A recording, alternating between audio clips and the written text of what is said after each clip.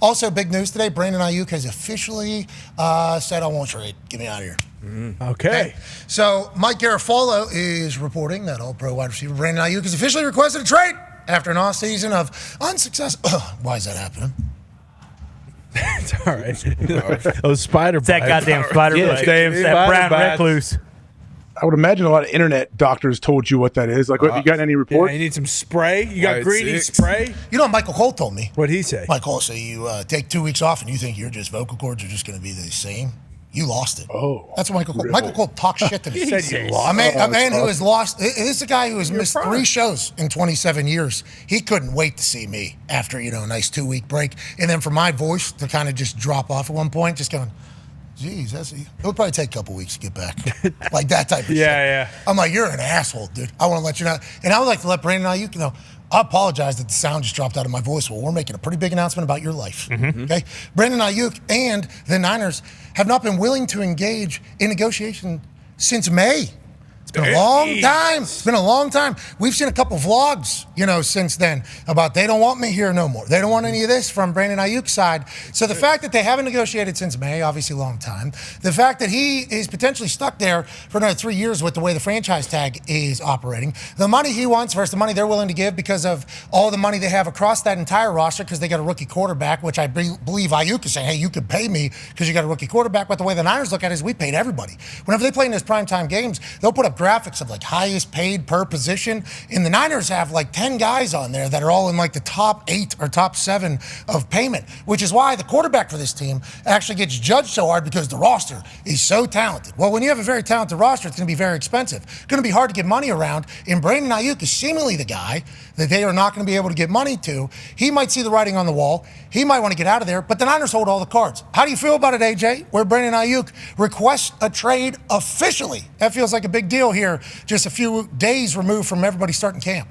Yeah, I mean, it's definitely a big deal, but it's not shocking by any means. We knew it could easily come to this because the Niners they have all the power. They kind of have the leverage. Now, Aiyuk does have leverage because of his great play and how good he is and everything that he does. He could be wide receiver 1 really anywhere, I believe. So, I mean, they don't have to do anything. Request a trade, yeah. The thing is the Niners can say, no, sorry, you got to come in here. You're going to get fined once camp starts, all of that stuff. They have all the power here, but I don't know what they might do. I mean, I honestly feel like they just hold on to him and make him come in.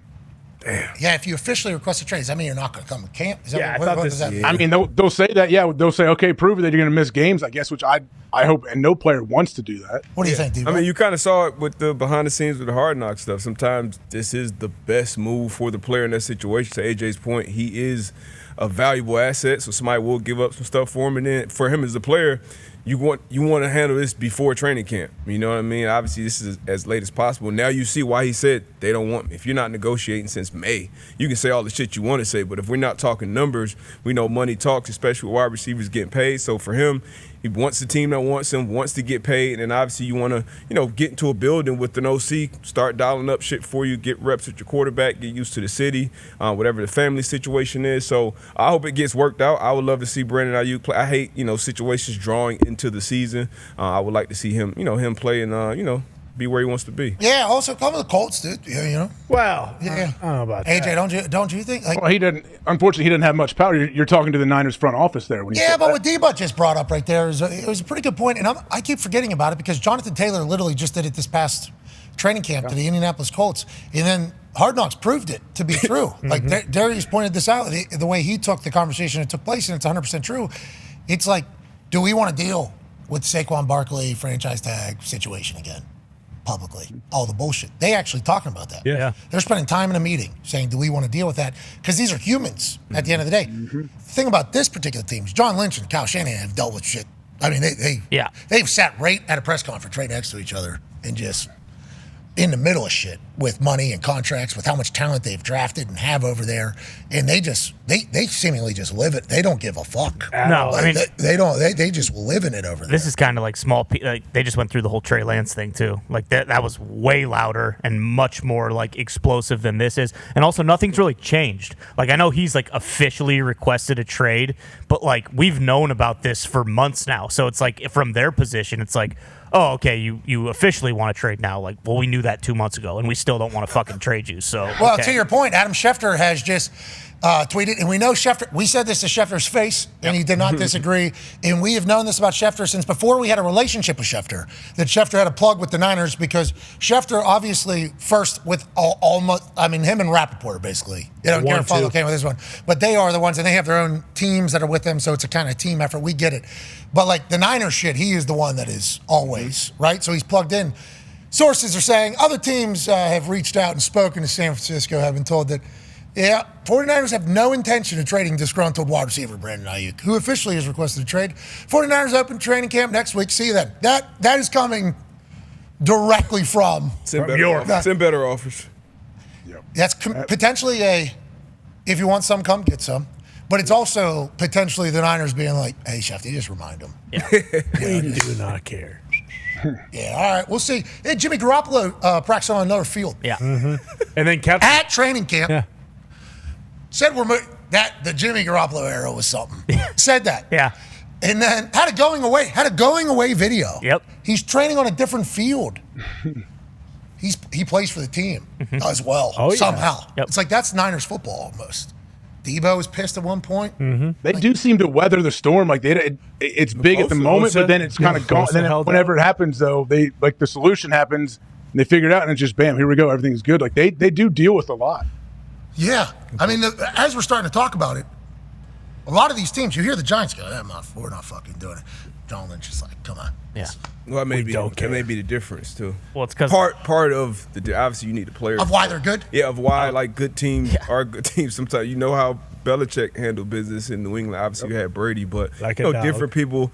Green Bay, they do their things differently. Like every Steelers, every organization kind of has their thing. But to your point, all these players are mentioned. Nick Bosa, who was top pass rusher in the league, pretty much his money said so. They weathered the storm all the way into the season, but he didn't have like the Nick Bosa season that you expected. You know what I mean? So sometimes maybe they learn from it, or maybe they do move differently. But I don't see the Niners paying them, north of $28 million at this point. So I mean, Aiyuk. Don't think they can. What's it take to get him? What would a team give up for him? I don't think the Niners are paying him. Like this is a T. Higgins situation. No, exactly. Like they actually just can't. Not that they can't. I think they're just like, we're not. They're like, hey, we have to make a decision somewhere with some people on this roster where we know we can't re-sign everyone to these giant deals. And to Brandon Aiyuk, we would like to say, as a fan of the Colts and Packers and Steelers, half the Any Patriots, half the league. Anyway, we would love to have Brandon Aiyuk on our team, which is why Brandon Aiyuk feels this way. Yeah. Because he knows that this is the case. He's justified. He should feel. I understand him feeling this way because he also listen to anybody talk. Like he does the dirty work. He's blocking dudes. He's like going across the middle. This dude is like, yeah. He does a lot more than just what shows up on the stat sheet, which the stat sheet's pretty damn good for him as well. If you want to get loud, I guess I'm sorry about Niners fans. I like the Niners. I'm a big fan of the way that team operates. I like the way they do their business. I like how they play football. yes. We didn't even get to ask Dan Orlovsky about this. Dan Orlovsky, when talking about the rating system of quarterbacks this morning on first they get Both. Yeah, both. both of them. He said Josh Allen is like 3 plays away from winning multiple Super Bowls or something like that. Because of having to run into Mahomes and the way things go, and that was his take to stick up for Josh Allen, and kind of go through this entire thing. And then you think about it, well, if they get through Mahomes and them, they would have had to play this Niners defense and this Niners team. The way they play, they fly around, they're dogs. They seemingly are able to, with all this bullshit, it's like, this is a part of the problem, though, when your team's very good. Yeah. Like, these things are going to happen. And I assume that's just how Lynch and Shanahan have just decided, like, we're going to have to fucking deal with this. Like, this is just how this goes. This is what good teams have. Shanahan's been in the NFL since he's a child. Lynch, obviously, been in the NFL through the Hall of Famer. Yeah. Ring of Honor in 2 different places. Yep. He's in Ring of Honor in 2 different places, John Lynch. So they've just been around the NFL for so long. It's like, hey, this is how good teams have to survive. This is how it is. Do you think that's why they're able to handle it so much and have an understanding of it, I wonder? Yeah. Packers front office. Yeah. I mean, they're able to sit in the storm and weather it and continue to have success as well. Yeah, I mean, it helps when you get a guy like Brock Purdy, and it's like, hey, okay, we can kind of deal with all this other bullshit on the margins because we have a guy we're not paying anything, and he's taken us to NFC championships and Super Bowls. So like what if Pearsall, like, I'm sure in their heads they were like prepared because they knew this stuff was coming. It's like, well, what if he can just step in and replace Aiyuk?